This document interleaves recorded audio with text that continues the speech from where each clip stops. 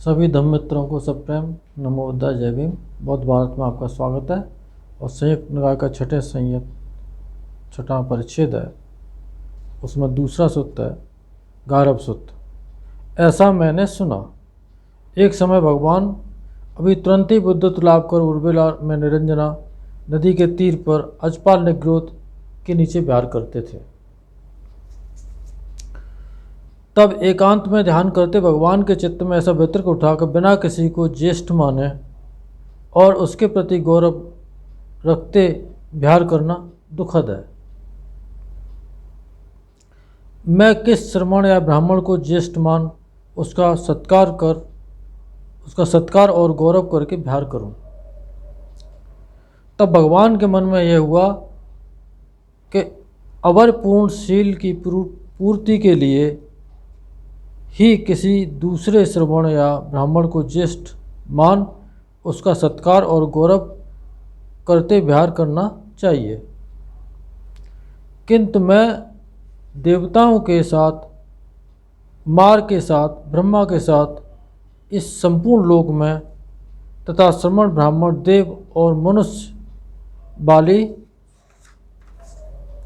इस प्रज्ञा में अपने जैसा किसी दूसरे श्रमण, ब्राह्मण या शील संपन्न नहीं देखता, जिसे अपना ज्येष्ठ मान उसे सत्कार और गौरव करूं।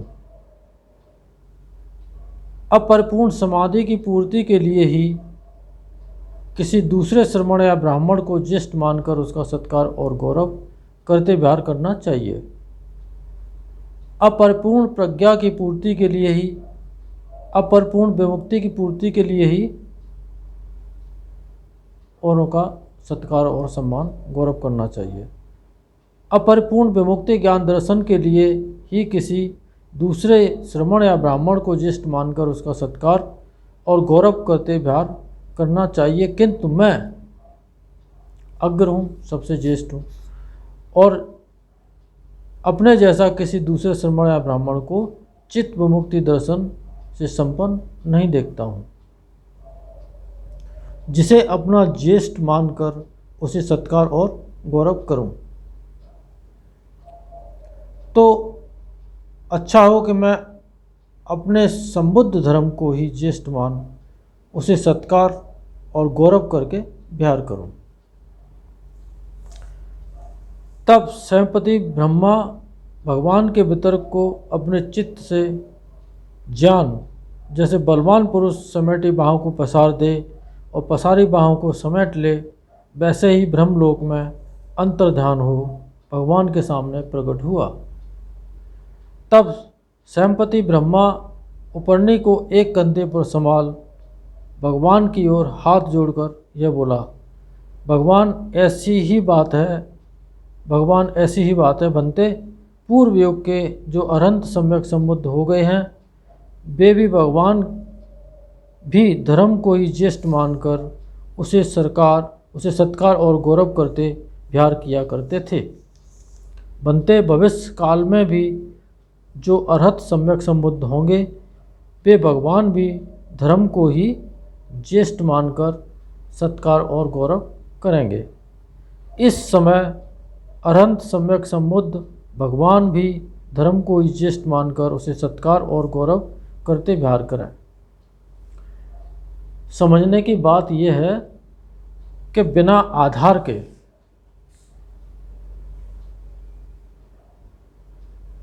कोई चीज़ कहीं टिक नहीं सकती है। स्वयं सम्यक संबुद्ध ने भी अब धर्म को आधार बना करके ही, उस पर टिक करके ही और ये धर्मोपदेश किए जो आज हमारे सामने ये हैं। स्वयंपति ब्रह्मा ने यह कहकर फिर भी कहा, भूतकाल में सम्यक संबुद्ध जो हो गए, अनागत में जो बुद्ध होंगे और जो अभी संबुद्ध हैं, बहुतों के शोक नसाने वाले, शोक को नष्ट करने वाले, सभी धर्म के प्रति गौरवशील हो विहार करते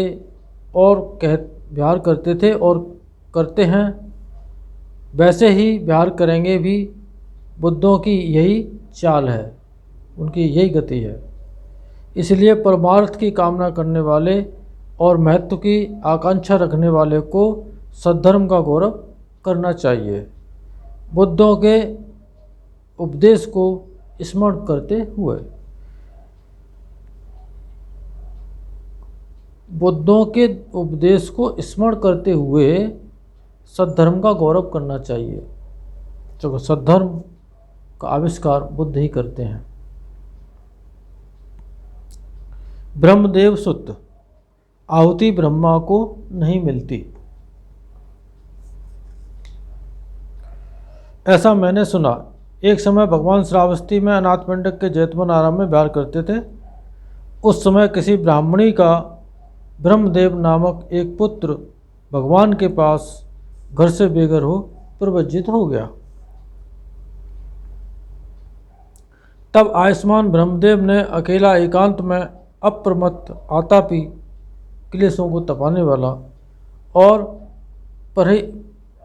प्रहितात्म हो विहार करते ब्रह्मचर्य को उसे अनुत्तर परम फल को देखते स्वयं जान और साक्षात कर लिया। जिसके लिए कुलपुत्र सम्यक घर से बेघर हो प्रवज्जित हो जाते हैं, जाति क्षीण हो गई, ब्रह्मचर्य बात सफल हो गया, जो करना था सो कर लिया, अब बाद के लिए कुछ भी नहीं रहा, जान लिया। आयुष्मान ब्रह्मदेव अरंतों में एक हुए। तब आयुष्मान ब्रह्मदेव सुबह में पहन और पात्र शिवल्य श्रावस्ती में भिक्षाटन के लिए प्रवेश किए। श्रावस्ती में बिना कोई घर छोड़े भिक्षाटन करते जहाँ अपनी माता का घर था वहाँ पहुँचे। उस समय आयुष्मान ब्रह्मदेव की माता ब्राह्मणी प्रतिदिन ब्रह्मा की आहुति दे रही थी। तब स्वयंपति ब्रह्मा के मन में यह हुआ कि आयुष्मान ब्रह्मदेव की माता ब्राह्मणी प्रतिदिन ब्रह्मा को आहुति दे रही है, तो मैं चलकर उसे संवेग उत्पन्न कर दूं। तब स्वयंपति ब्रह्मा जैसे कोई बलवान पुरुष समेटी बाँह पसार दे और पसारी बाँहों को समेट ले, वैसे ही ब्रह्मलोक में अंतर्धान हो आयुष्मान ब्रह्मदेव की माता के घर सामने प्रकट हुआ। तब स्वयंपति ब्रह्मा आकाश में खड़ा हो आयुष्मान ब्रह्मदेव की माता ब्राह्मणी की गाथाओं से बोला, ब्राह्मणी से गाथाओं में बोला, हे ब्राह्मणी, यहाँ से ब्रह्मलोक दूर है, जिसके लिए प्रतिदिन आहुति दे रही हो। हे ब्राह्मणी, ब्रह्मा का तो यह भोजन भी नहीं है। यह ब्रह्म मार्ग को बिना जाने क्यों भटक रही है। हे ब्राह्मणी, तुम्हारा पुत्र ब्रह्मदेव उपाधियों से मुक्त देवताओं से भी बड़ा चढ़ा, अपनापन छूटा भिक्षु जो किसी दूसरों को नहीं पूछता, तुम्हारे घर में भिक्षा के लिए आया है। सत्कार के योग्य, दुख मुक्त, अभी यानी कि जो निर्वाण प्राप्त होते हैं, ऐसा शब्द है। मनुष्य और देवताओं का पूजा पात्र पापों को हटा संसार से जो लिप्त नहीं होता, शांत हो भिक्षाटन कर रहा है।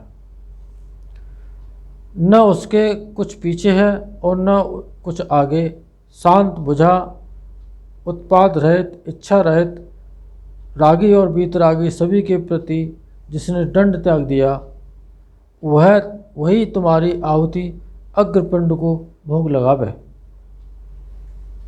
क्लेश रहित, जिसका चित्त ठंडा हो गया है, दांत नाग जैसा स्थिरता से चलने वाला, भिक्षु सुशील सुविमुक्त चित्त, वही तुम्हारी आहुति अग्रपिंड का भोग लगावे।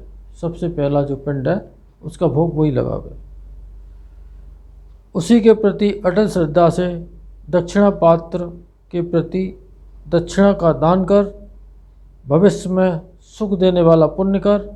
हे ब्राह्मणी, धारा पार किए गए मुनि को देखकर उसी के प्रति अटल श्रद्धा से ब्राह्मणी ने दक्षिणा पात्र के प्रति दक्षिणा का दान किया, भविष्य में सुख देने वाला पुण्य किया, भवसागर पार किए मुनि को देखकर।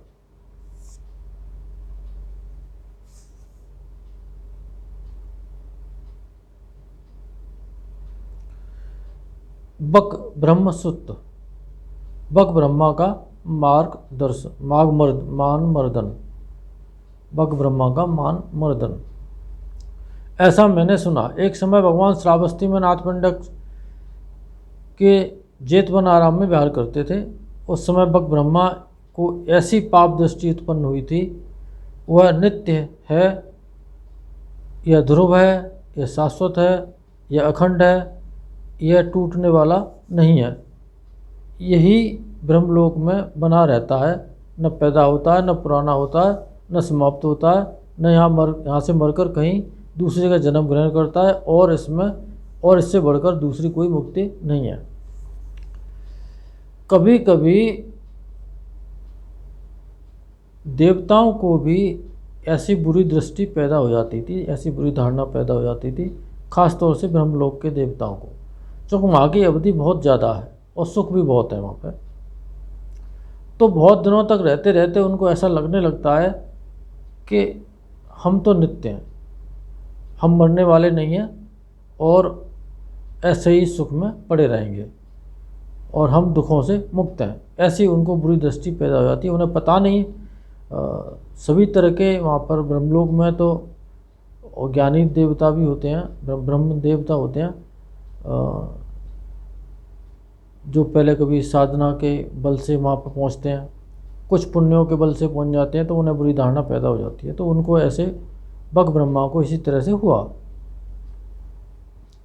तब भगवान बक ब्रह्मा के मन की बात अपने चित्त से जान, जैसे कोई बलवान पुरुष समेटी बाहों को पसार दे, पसारी बाहों को समेट ले, जैतवन से अंतर्धान हो, ब्रह्मलोक में प्रकट हुए। बक ब्रह्मा ने भगवान को दूर से ही आते देखा। देखकर भगवान को यह कहा, मारिस पधारें, मारिस आपका स्वागत हो। देवता मारिस शब्द का संबोधन करते हैं, आपस में भी मारिस शब्द का इस्तेमाल करते हैं। मारिस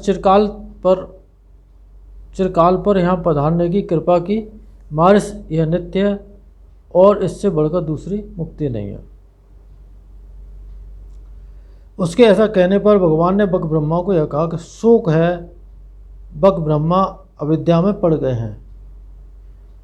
शोक है, बक ब्रह्मा अविद्या में पड़ गए।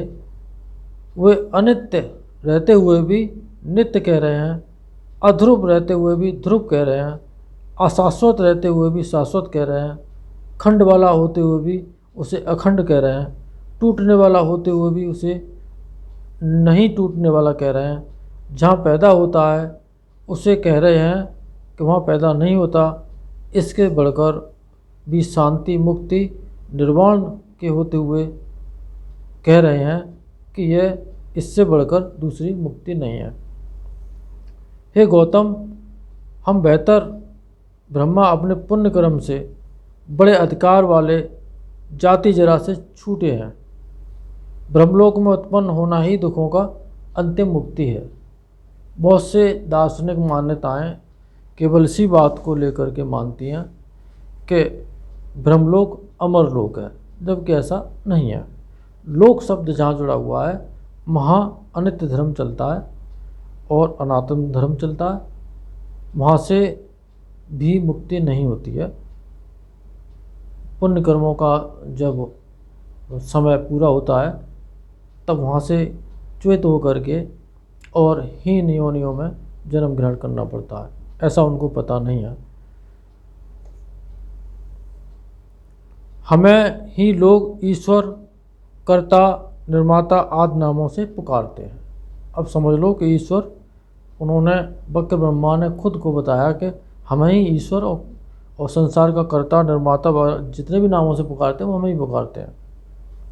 भगवान, हे बक, इसकी आयु भी थोड़ी ही है, लंबी नहीं। जिस आयु को तुम लंबी समझ रहे हो, सैकड़ों, हजारों और करोड़ों वर्ष की, हे ब्रह्मा, तुम्हारी आयु को मैं जानता हूँ। मैं अंतर्दर्शी भगवान हूँ। जाति, जरा और शोक से मैं ऊपर उठ गया हूँ।